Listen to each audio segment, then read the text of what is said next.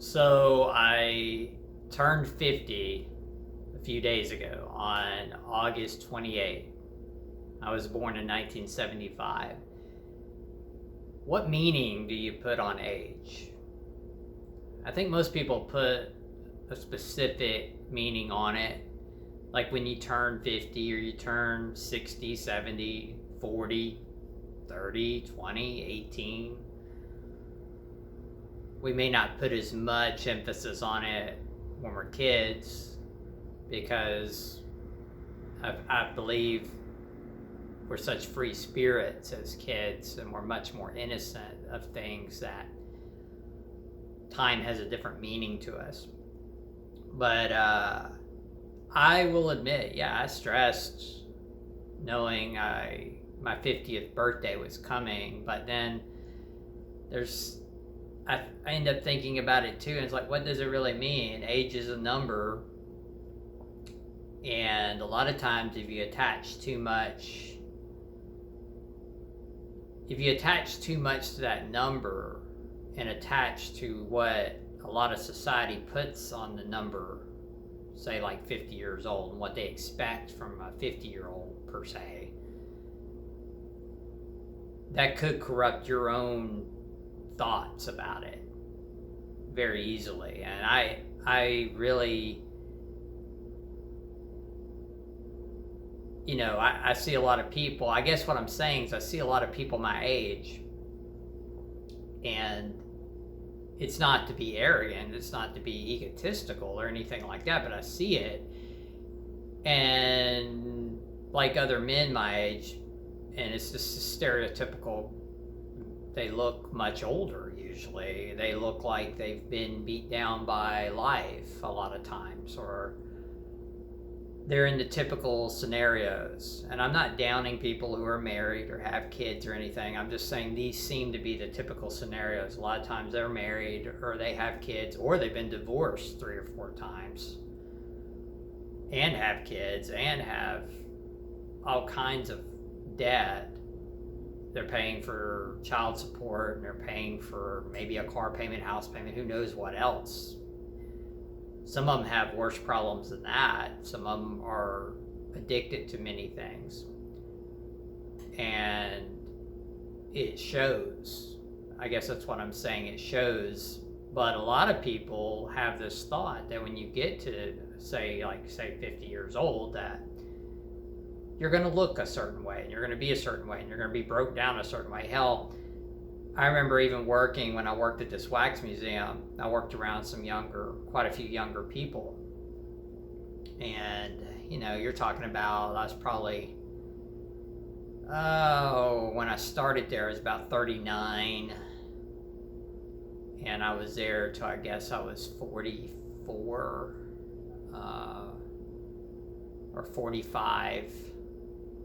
I think I was there till after I was 45, and I remember this young guy, might have been 19 or 20 or something like that, and he looked at me and found out how old I was, and he's like, wow.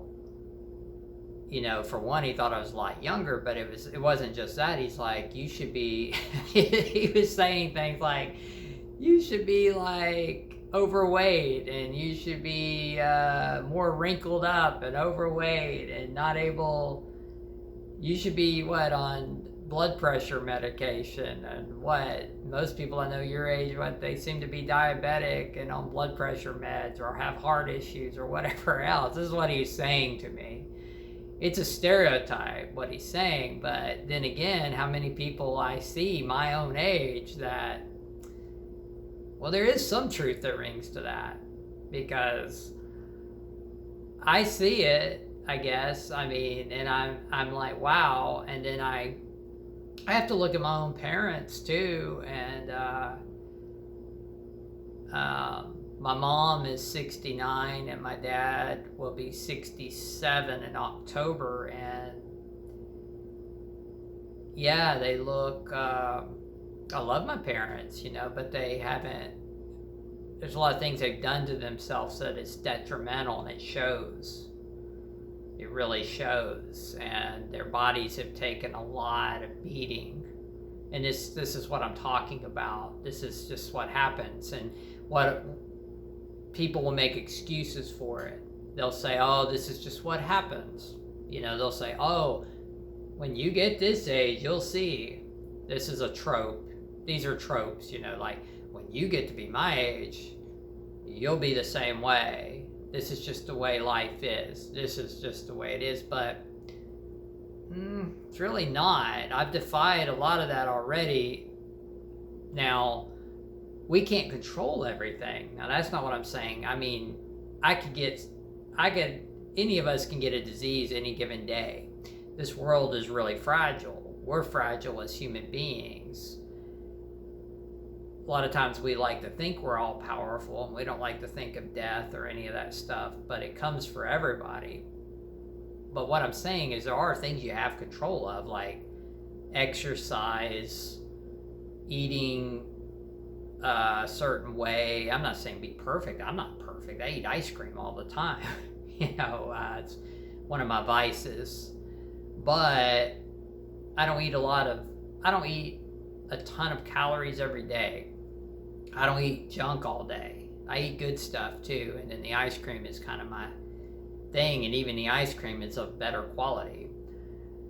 But what I'm saying is there's certain things you have control of, like how much of whatever you eat.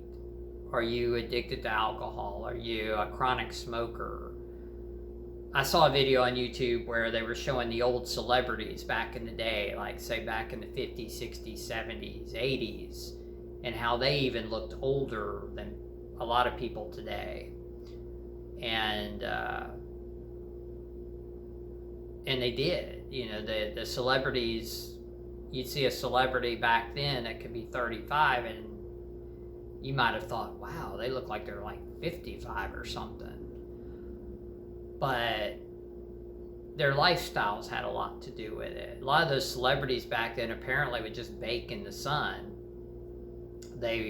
Now you need some sun. You do. I'm a believer you need natural sunlight, but you don't need to just bake in it.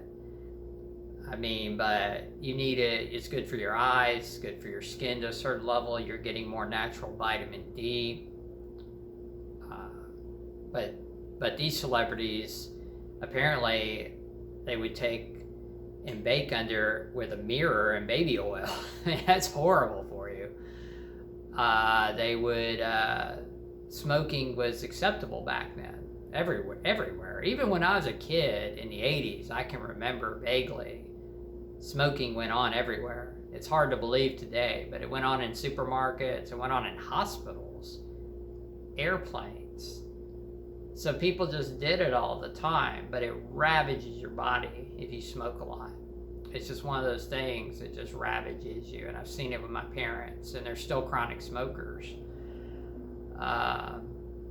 And their bodies are just breaking down, and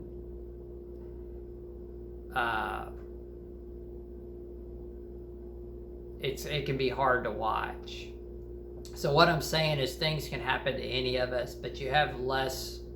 There are certain things you can prevent. Like I don't have blood pressure issues. I don't take medication. I'm not diabetic. I can run. And not just run. I mean, now I could be in better shape right now. I feel I'm self-critical of myself. I've been weighing on an average around 145. I'm 5'6". I like to weigh less. I like to weigh around 135. But I'm still in okay shape. I'm probably decent shape. I mean, I can do several push-ups on push-up bars. I can, there's been a couple of nights this week I think one night I did 2,000 jumping jacks. Another night I did 1,500. Out at the park, I can run up steep inclines. And I don't take anything except vitamins. Sometimes I take a regular men's vitamin, but or I take vitamins for hair, skin, and nails. They actually seem to be more potent than the men's vitamin I take. and that's it. And then, I try to eat decent. I don't overeat through a day, things like that. I actually don't eat tons of meat. And I'm not saying meat's bad for you. I think it has benefit with the protein and stuff, but for my own stomach, if I eat too much of it, it can upset my stomach if I'm eating it just constantly. So I try to space that out. Eggs, meat, but everybody is different in that sense. So now I've had people ask me before, well, how do you look the way you do at 50, now? Or, well, I just turned 50, so no one's really asked that specific question, but like 49, 48, people would ask. They've asked through the years. And it's just what I'm telling you, exercising, never letting myself stay addicted. I have had alcohol problems through the years, but they've been sporadic. I never just stayed on it. I'm not a smoker. I've never been a smoker. I smoked the green, back in the day, many years ago, off and on. That was an off and on thing, social. It would be given to me. I never bought it. People that did it, they'd be doing it. Here, have some. But I haven't done that in years. Never tried a cigarette one time. Hated it. Glad I hated it. Caffeine's my biggest vice. Black coffee, strong. I do drink strong coffee. It would, for the novice on coffee, it would knock them over. But for me, I'm immune to the effects of strong coffee. But I like it. I like the taste of black coffee. You've seen me on camera drinking coffee. I have it now. This is Swedish coffee because when I went to Sweden, I really was impressed with it. It's called Arvid Nordquist. But I also drink, there's a Cafe Bustelo. I think that's what that's called. I drink here. It's an American, or sold here in America. So I also drink that. It's a dark roast coffee. If I'm not drinking the Swedish coffee, I like Starbucks too. I don't like so much buying their coffee off the shelf. If I do, it's Morning Joe. But I do like Pike's Place that they have at the stores, buying it fresh. But off the shelf, it doesn't seem to be the same.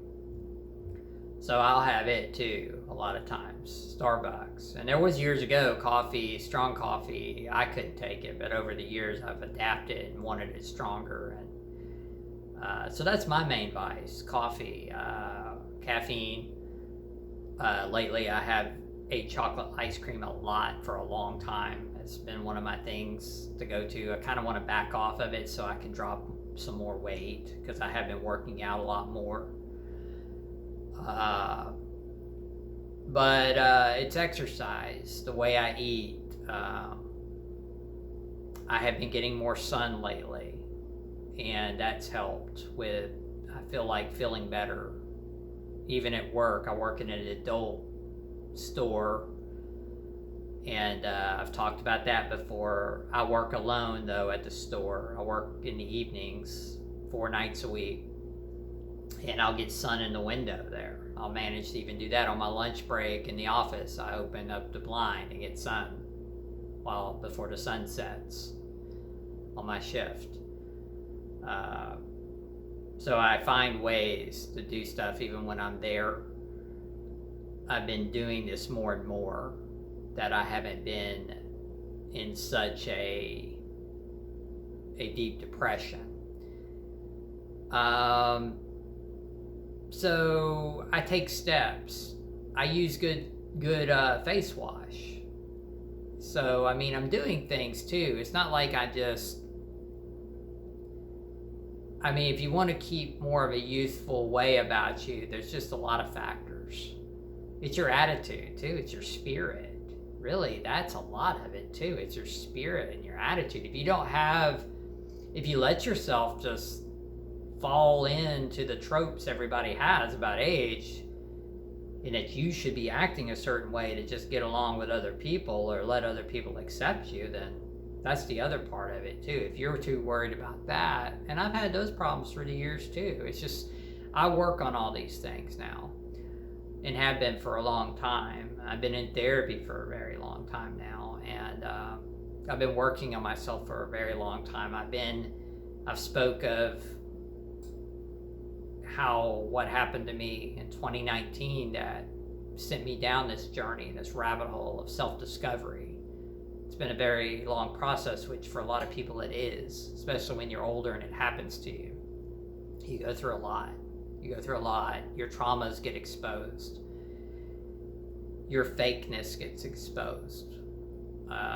The fact that you've been living fake a lot gets exposed, which a lot of people do. They don't want to accept that, but a lot of people live that way. They live by the tropes of society. They live by what other people deem acceptable all the time.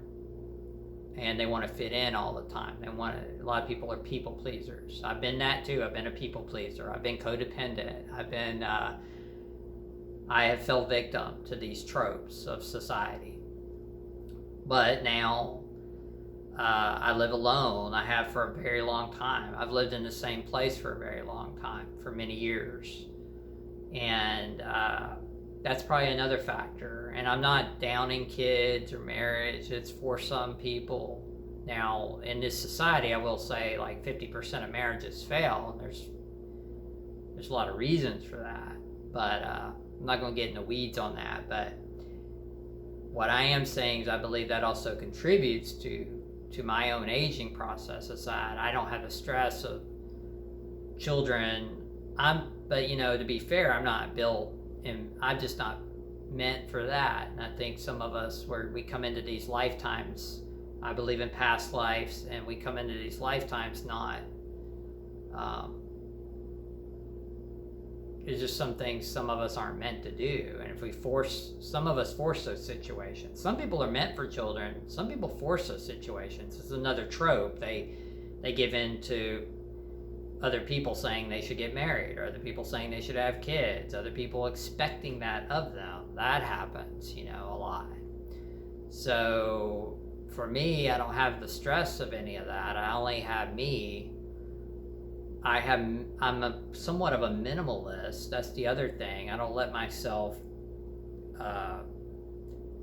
when I was younger, I fell into the trap of wanting everything. Spending my money I spent my money on crap, and I didn't even keep track of what I was spending a lot of the times. I did all that stuff years ago. Now it's more, I do have some credit debt, but that's when I was out of work and deeply depressed, and on a lot of days didn't even want to be here at all. So I had to fall on, I've got like 4 credit cards, and I had to fall on some of that to live. But as far as just going out and spending on crap, no. So, but other than that, my bills are very, they're just not very, I don't have a lot of expenses, high expenses. And that contributes to your stress level. If you have all this massive debt, you have very high rent and all these very high bills. I don't have a car payment. I own my car. I have been having to work on that car a lot. But you're either going to have a car payment. If you live in America, if you live in a lot of places, but I'm just saying, especially in America, in so many places, we just have to have a vehicle, or you can't, you're not going to be able to get anywhere. So you either going to pay the massive car payment, which takes so much, and they're going to force you to have full coverage insurance, or you're going to own the car and you work on them when you have to work on them. And it also, if you drive the car sensibly, it'll last you. That's a whole nother story too. People drive their cars into the ground, or don't take care of them. And when I was younger, I did that too. I didn't pay attention to a lot of things I'm telling you about the tropes of what people do. I've done. That's another reason why I can look at it and I can talk about it and speak on it, because I've done it. I've been there. I've done it. I'm not sitting there criticizing because, trying to say I never did any of that. Yeah, I've done all kinds of shit.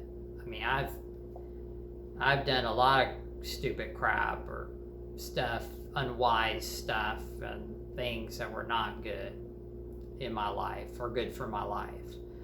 But I can look at it, that's the thing. I can look back and say, okay, I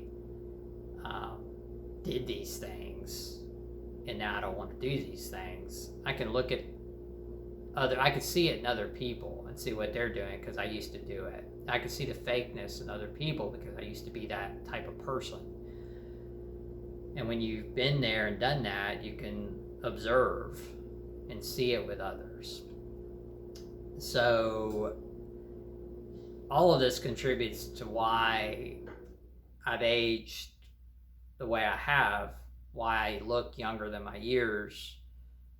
And it, like I said, using good face washes and things of that nature help as well. Not just using regular bar soap on your face and stuff like that's not good. Sometimes I put on clay mask every now and then on my face as well. I drink some water every day. Probably don't drink enough. That was another thing I used to not do years ago. But I usually drink 1 to 2 servings of water as soon as I get up. And then I'll have coffee. And then I'll have another couple of servings of water when I leave work, about the time I leave work.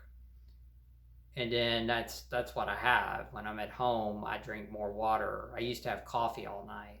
Sometimes I can still get into that habit every now and then, but I try to just, when it gets later, to just sip on some water so I'll sleep, because I have trouble sleeping at times. I'll sleep better. Something I try to do more. I'm not saying I'm perfect at it. None of us are really perfect on anything, I don't think. I mean, none of us are perfect, and none of us are going to be perfect at just everything or anything. And a lot of things take practice and repetition to achieve more. So anyway, I'm just shocked to be here at this age. And I'm sure some that have watched this channel also wonder about my gender dysphoria and what that's been like. Because, yeah, obviously here, you look at my video I tried to do a couple of videos more recently, and I didn't feel in a good energy space when I did those. So that's why I haven't done another one in a while. I took those down. I needed time to try to work on myself even more. It really, we're all works in progress. I think you just are through your whole life. If you become aware of yourself and you become aware of your own traumas. Many don't believe in past lives, but I do. So I also believe past life traumas play into everything as well. Ancestral trauma, past life trauma, generational trauma, our own childhood traumas, adult traumas through our life, if you're older, all plays a role. But if you become aware of it and you're working on yourself, it can help a lot. And for me, I've also been in therapy for over a year, like a year and a month. And I've spoke of that too, that I'm on a new therapist now. Been seeing her, I guess. I've seen her like 3 or 4 times. And yes, the old one I was attached to. I believe there was just a special bond there. It was really like a friendship. And I hated that had to be lost. And so is life, it's that we lose things. We gain, we lose, we gain, we lose. This happens through life, that people come and go, situations come and go. And that's where I can see now where I used to fail, is that we're supposed to evolve. We're supposed to change. We're supposed to move into different situations at times. We're not supposed to just stay stagnant. And I used to do that too. I'd stay stagnant. We do that too because people's expectations, wanting you to stay a certain way. I mean, you see it a lot. It happens with men and women. I guess I point to men because living through my life as a man, I could look at the things I did and the people I hung around, and I see it today with men that are older, and they haven't, you can see they probably haven't evolved much in their life. They still, like the guys that come in the adult store and I'm pretty sure they're addicted to corn, adult content, and they look miserable. You can see it on them. You can feel the energy of it. And they're spending hundreds of dollars on toys and DVDs, and they're consumed with something that I believe as men were programmed as teens to chase women and to chase that type of stuff, that's important, that's a status type thing. It's just, now I look at it and it's like, it's not important. It's not, it's just not what all life is. Is there pleasure in it? Of course, yeah, there's pleasure in it, into sexual activity and pleasure in intimacy and all of that, of course. But if it's just your soul, one of your soul things you're going around chasing, and my God, you're going into stores spending hundreds of dollars all the time on toys and for yourself, that's what your life's become. And DVDs, and then you get to a point where you're also addicted to over-the-counter stuff that we sell, because now you have ED because you've gotten so addicted to all this stuff you can't function with a real person. That happens too. It started to happen to me. I will say it did happen to me at times. It was sporadic. Because I used to be, see, again, I'm speaking from experience, not from where I would go in and spend all the money on all this stuff, but I would watch content. And I was like this in relationships too. And so I've been there, done that too, to a certain level. I didn't get to a point where I was taking over-the-counter stuff for it. What I did was I started withholding my energy. And that's a whole nother story too, but I started withholding. I've spoke of it some, and this is a practice I still do, withholding my sexual energy, basically holding my semen. And this is a practice, and I'm not perfect at that either. It's been I'm not going to get too much in the weeds on that right now. I might speak of it more at another time, but it's been something that I've practiced off and on since I think I first tried it in early 2020.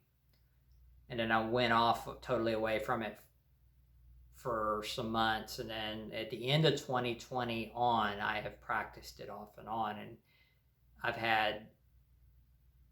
it's helped me a lot. It's brought back all my sexual vitality. That's another thing I think contributes to youthfulness, is sexual vitality that's retained, that's not constantly expended, constantly thrown to the wind like it's garbage, constantly concentrated on other people and chasing other people, and constantly focused into other people's energy fields. Do I still slip up at times? Yes, I do. But we're talking about back in the day, I was like a lot of these guys, spilling that like 3 and 4 times a day. And if I, had one relationship and I was just addicted, hopelessly addicted, and doing it in private even. So now I have a lot more control of that than I ever had. And that I definitely see energy through that too, and it contributes a lot to helping you refocus in your life and helping with other things you want to concentrate in your life. other things you might want to focus on instead of that stuff, because any addiction addictions can just consume you, especially ones like that, like corn addiction and drug addiction and alcohol addiction. These addictions can really just totally consume your life. And there are some people that would argue with me and say, oh, the corn stuff don't age you. But all I can say is we just agree to disagree. I mean, I'm speaking from my own experiences of something that you have to try for yourself, is what I would say. Some things you just have to try for yourself. You can't just go off what other people are telling you or saying, or just, if you don't try it, you won't know. And from my own experiences, I've seen my own improvements and how it affects me, how I feel, and all of that. So I keep trying to go with it and keep trying to progress on that. So the gender dysphoria, if you watched that last video, and I'm sure a lot of you did, and I wear makeup in several videos because I often feel very feminine. And I've spoke in depth. There's a video on here where I talk specifically about exploring gender dysphoria. And I've spoke about how it's affected me in my life. What's going on right now is because I've had, I believe it's several things. Well, therapy, when I started therapy last July in 2024, and I started getting I saw one therapist initially, and then that was brief. And when I got with the one that I had the real bond with, I was moving down a trans track. I mean, especially right up to the end, talking about, I saw her up until the end of June. I think June 25th was our last visit. And yeah, right up to the end. I mean, she gave me a makeup bag, and the makeup I'm wearing in my last video is from the makeup she gave me. And even right up to that video, I really thought, okay, I'm on a trans track. And I think she probably felt that too. And I'm not going to sit here and tell you I won't transition. I don't know, because you don't know what day to day. I'm not going to sit here and try to predict the future. All I can tell you is what's been going on with me and why I'm where I'm at right now, which is more of my dysphoria has been a little more balanced. It's been lessened. And this is why I hadn't done a video in a while either, or I did a couple and I didn't feel good about them. I had to get in the energy to talk about all of this. I feel like a proper energy to talk from authenticity. And that could be a struggle for me. It's been a struggle throughout my life. And I really strive for that, to be who I am. So I'm not going to get on here and just do things to please you all, or please somebody, or please a few people. I mean, I'm not going to get on here just for clicks. If you don't want to watch the video, don't watch it. I'm not trying to be ugly to nobody. If you want to watch it, that's great. I'm glad for anyone that's here and wants to be here. But if you don't, I understand that too. But I'm not going to do a video just because that used to be me too in the past. Like a lot of people. People please. Let me just do what's going to be a trend. And I still struggle with that sometimes. Well, no, I don't want to do that. So I want to come from a place of telling you all what's really going on here. And so after I could not see my therapist I was attached to anymore. There was 5 weeks there before I'd see the new one.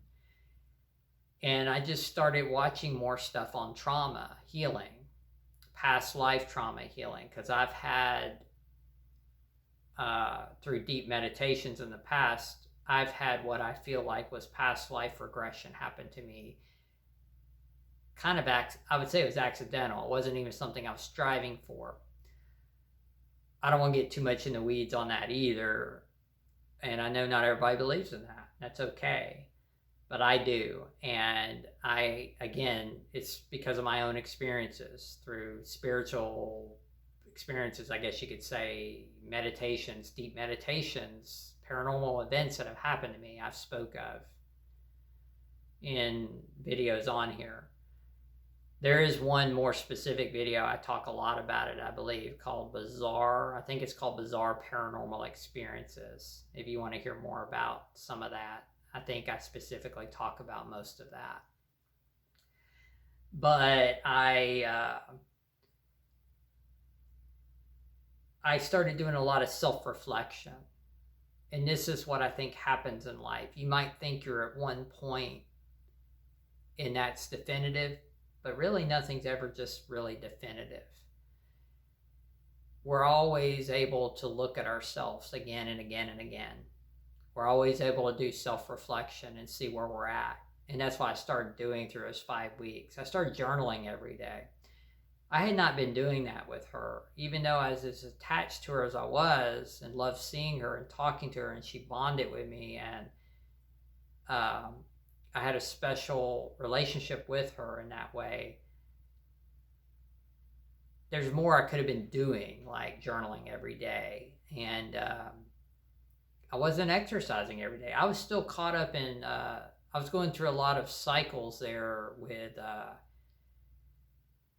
I was edging a lot. And that relates to my past addiction, corn addiction, that sort of thing. There were times I was falling. It's kind of complicated.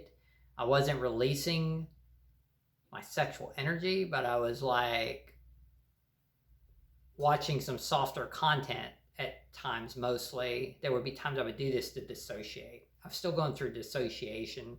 Nothing as severe as what I was telling you earlier about back in the day where I was really addicted to that, to corn. But I was still getting these dissociative patterns. And it still happens to me every now and then now, but it's just not happening near as often. It hasn't been happening as often. It's happened like maybe one time, actually once or maybe twice in the last 60 or so days, something like that, or 60 or more days, where it was happening more often. And this is something I talked to her a lot about. So after I stopped seeing her, I started realizing I needed to look at my traumas more. And some of it, I believe, is past life trauma. And I believe in my past life regression that I had, I believe I was a woman. And I can't tell you for sure whether it was the most recent past life. I believe it was. But I'm not sure. But it's the one that gets shown to me. And I believe a lot of the trauma, it could also be related to generational trauma. I could have, probably is, my mother was abused as a kid severely. She went through SA and she went through a lot of abuse. And you got to think, we're in our mother's womb and we're inside their bodies. We come out of their bodies. And I think we absorb that trauma too. It's generational trauma. So I got my mother's trauma, my own traumas in this life, her trauma. I have aunts on her side that had horrible trauma, battles with alcohol on that side of the family with the women. Other traumas, my mother's sister not only was an alcoholic, she went through SA in the same home my mom did, the same foster home. I have another aunt that kidnapped me as a baby from that. Another one of my mother's sisters that kidnapped me as a baby because she couldn't have kids and she was an alcoholic. So on the women's line there's generational trauma. And I do think then I have this past life where I vividly see that I was a woman. And for whatever reason, I've been shown that past life or pieces of that. And I believe that she also went through SA and other things that I'm not clearly seeing on everything, but a lot of abuses and addiction issues and things like that. And I believe it carries over. So that those things, if they're not resolved, they can carry over. Plus all the generational trauma and everything else. So I started examining all of that more. And these are things I have talked about some with the new therapist. But I've been examining all that more and looking at it and acknowledging these things and exposing these things to the light, which has made a profound difference in how I'm looking at myself. So with gender dysphoria, like, I was obsessing a lot about looking the way I felt like I looked like in that past life, because I could see her in my mind, or me, basically. I could see that life to some level. I would obsess over things to a point of just such stress, and it would make me feel chaotic each day. It was making me feel resistance in life each day to things. I couldn't function properly. So I started doing so much self-reflection. I started asking myself, well, is this normal? I mean, should you be feeling this much resistance in life? Should you be feeling all this stress every single day and resistance? And is this normal? And if you are feeling all of this, doesn't it stand to reason that you should move in the energy that's easier?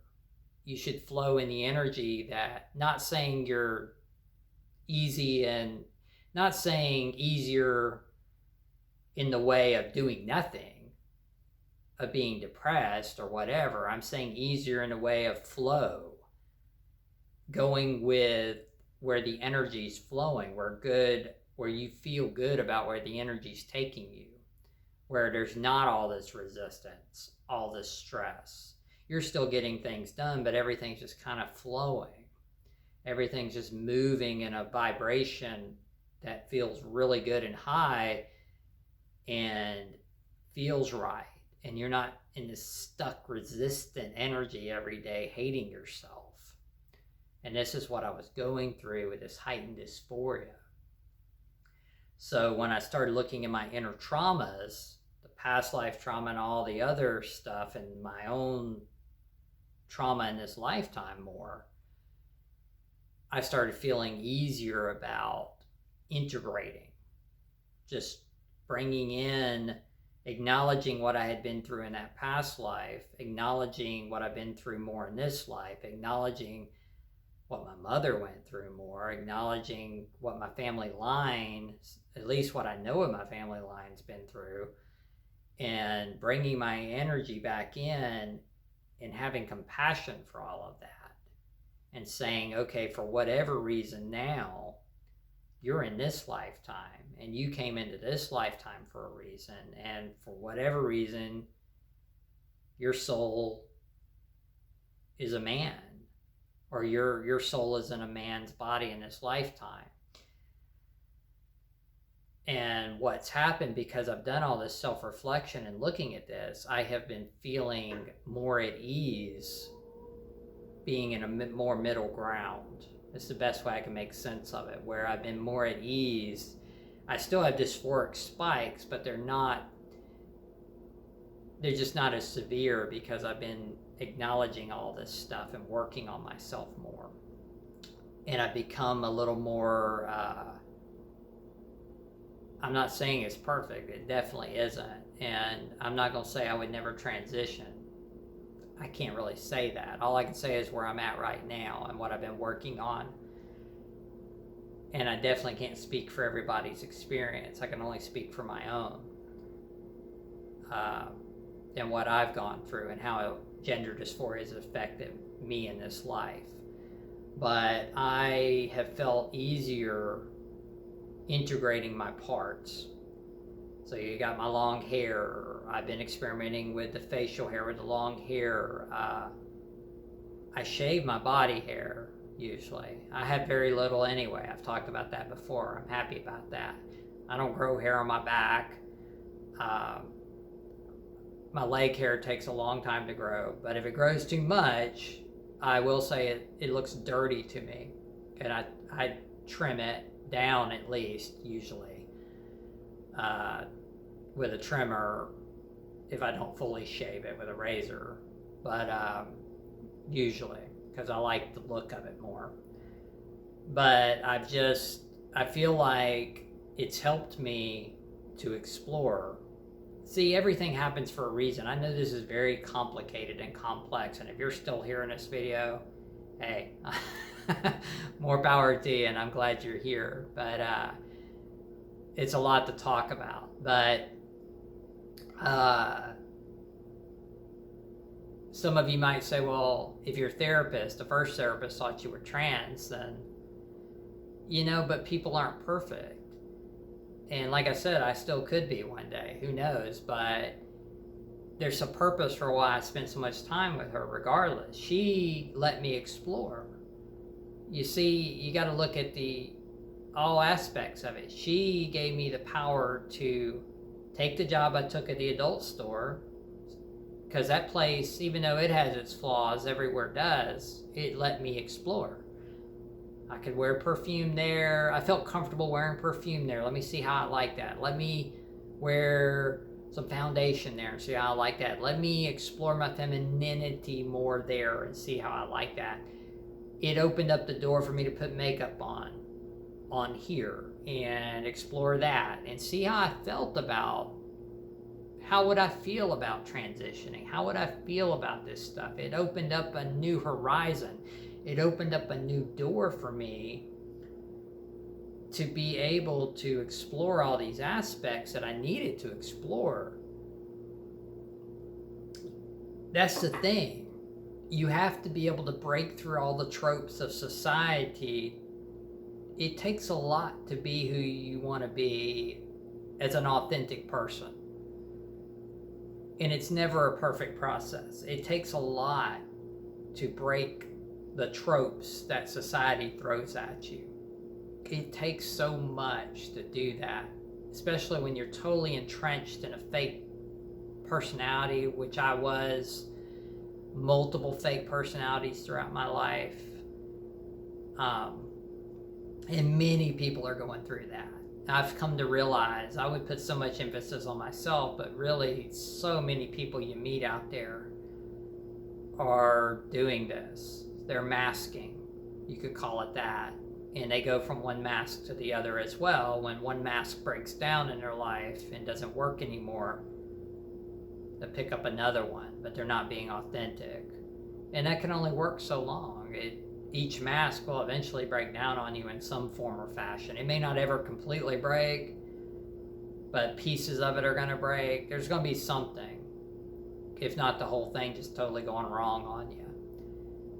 And luckily enough, I had been able to come out, I had been able to wake up from that, realizing I was doing that. But it's not an easy process. This is, like I told you, this started with me in December of 2019 after a horrible breakup.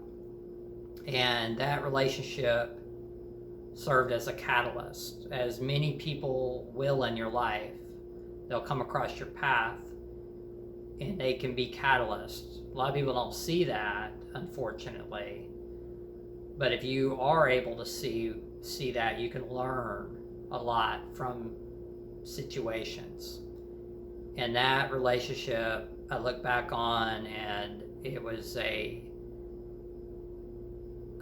believe we're meant to go through situations in our lifetimes, and we're meant to meet certain people. We're meant to go to certain places and do certain things. And that was a situation I was meant to go through. And it's what started my journey to where I'm currently at. But with the first therapist, I was just able to explore. she gave me such encouragement to do that. It opened up my mind more, even more. Let me break stereotypes even more. Let me break down societal tropes even more. I could be blunt with her. She was blunt with me. We shared similar sarcasm in ways. I could really connect with her because of all of that.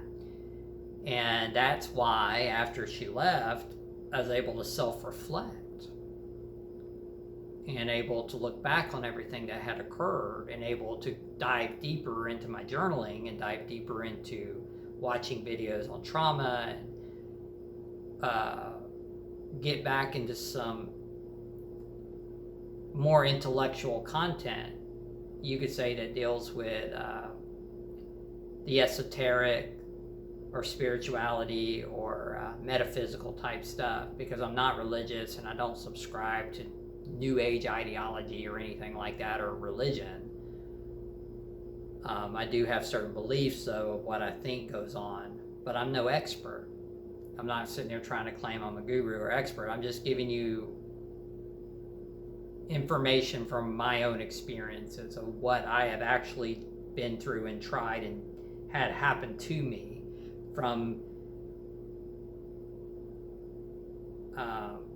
experience. That's all I can say, from my own experiences. And a lot of times you have to go through experiences to know anything. You can't just go off. It's good to have knowledge, but you can't always just trust everything somebody just tells you and you don't know for yourself by trying it or doing it. So anyway, what happened was, because I started applying myself with the journaling more, the trauma healing more, the self-reflection more, it's brought on more of an integration. And I would say it's lessened the dysphoria overall to where it was in 2021, where it started to escalate on me. It's kind of back to where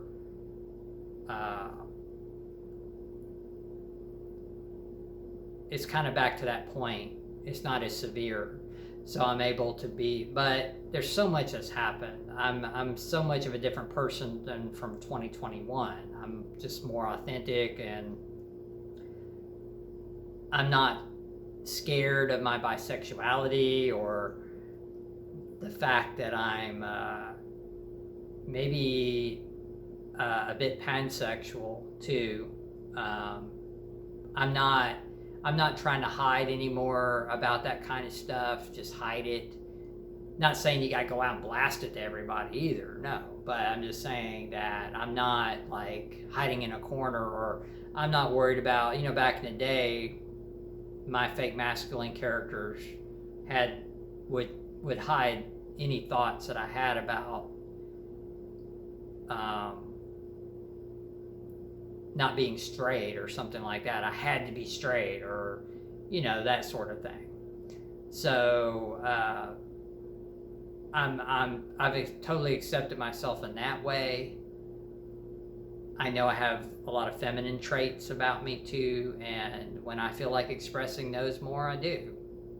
I become more and more open about that, and integrating. What I'm doing is integrating the masculine as well. And it's a daily thing. And like I said, it doesn't mean, well, I never transition. I don't know. I mean, that's another thing. I can't say that for sure. I wish I could tell you, oh, no, now I'm never going to do it, or I am going to do it. And again, that goes back to, I'm not just going to make videos to bullshit people, or try to be a certain trender, or try to get into a certain. That would be masking again. That would be being fake, wearing another. That's not what I want to do here. I just want to express what my genuine journey has been like, and where it's been going, and what I've been doing.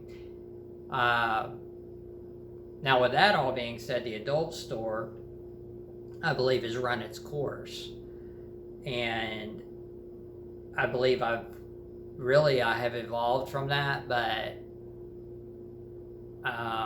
I'm not sure what's next for me. I would like to get into a creative endeavor. What I'm realizing about myself that's also genuine to me is creativity. And I'm not sure exactly what that looks like. I'm discovering myself every day as far as I do know I like acting. I do like horror. That was something that was always genuine about me. I've been a haunt actor before. If I could get back into that and sustain myself with something like that, I would. I think it's fun. I want to do something I want to do. That's something else. I don't want to go out there and just be at some job that I despise. You know, people do that every single day, right? They go out and do things they totally despise, and a lot of times they're doing it, again, to people please. Please others, please parents, please spouses, please in-laws, please whoever the hell, whoever. And they're not living how they want to live. They did, a lot of times they're doing all this stuff or did all this stuff just to appease society, appease everybody around them. That's not what I'm doing here, and I'm not going to. I'm trying to find something that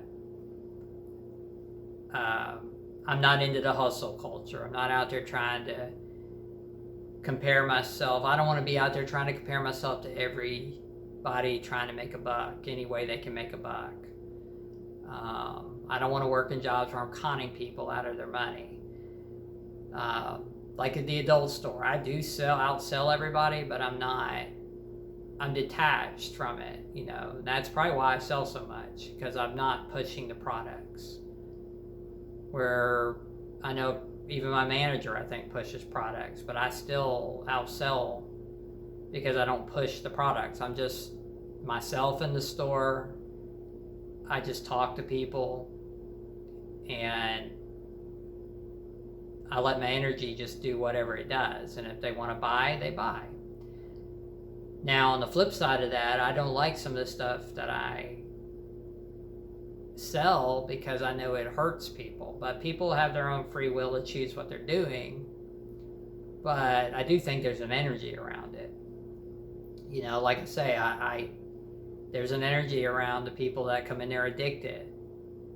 And they gotta have stuff because of their addiction. Or there's people buying other stuff that's harmful to them. And I know it is. They have the free choice, but it's just the fact that I know.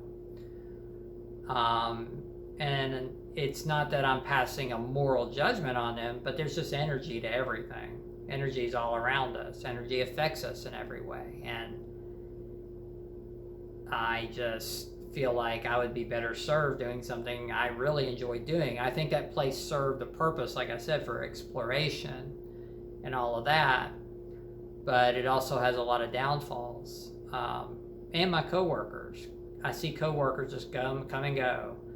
You know, the energy with some of them's horrible. I think one I have now is an alcoholic. We think she's probably drinking on the job. Another one we think was stealing from us. She was hardly there for a while. We think she stole. We think some of these people that maybe gotten hired in there were on drugs. So, I mean, it's just, there's that energy too there. And other things as well. So I'm just trying now to get the energy flowing into, back into a creative endeavor that maybe I would really enjoy. I'm not going to go work in a place I just hate and despise and have to get up every day and then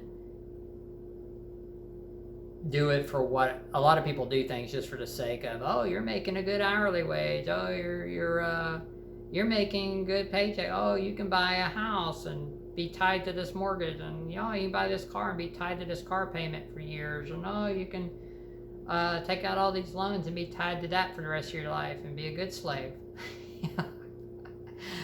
I know it's sarcastic. That's how I feel about it. And, you know, all of you have a free choice to do what you want to do. I'm just saying that's how I feel about it and where I'm at in my life. And anyway, I'm going to go for now, guys. And I'll talk to y'all later on. Bye.